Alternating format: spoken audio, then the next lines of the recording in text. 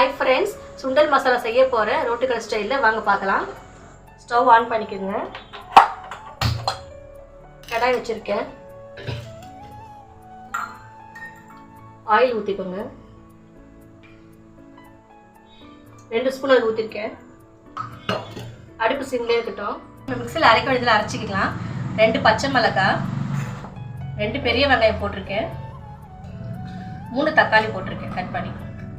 இது கூடவே இஞ்சி பூண்டு பேஸ்ட் போட்டுக்கோங்க.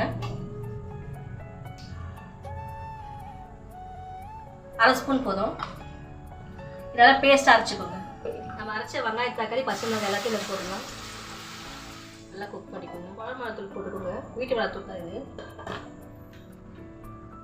1 ஸ்பூன் அளவுக்கு சில்லி தூள் சேர்த்துக்கோங்க. 1/2 ஸ்பூன் அளவுக்கு கரம் மசாலா தூள்.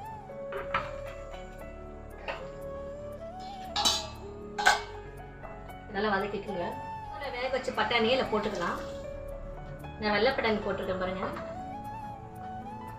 நல்லா போட்டு பட்டாணியை இதில் போட்டுக்கோங்க. அழைக்கு ஏற்ற மாதிரி சுண்டல் மசாலா இது. நல்லா கலந்துக்கோங்க.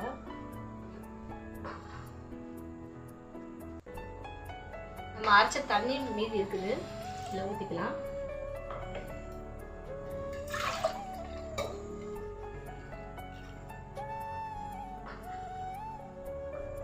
இந்த அளவுக்கு போதும். ஏற்கனவே நான் உப்பு போட்டிருக்கேன். இப்போ நான் 1/2 ஸ்பூன் லிட்டர் போட்டிருக்கேன். ஒரு 5 நிமிஷத்துக்கு அப்புறம் ஸ்டவ் ஆஃப் பண்ணிக்கலாம். ரெடி ஆகிடுச்சு.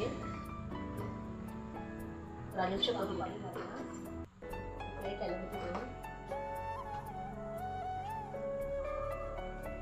இதுமாதிரி சமோசாவோ இல்லை வடையோ பிச்சு கூட நீங்கள் போட்டுக்கலாம்.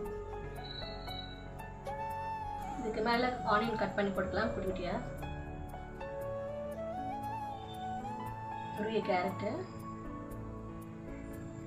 கொத்தமல்லி கொஞ்சம். நீங்கள் ட்ரை பண்ணி பார்த்து கமெண்ட் சொல்லுங்கள். பை.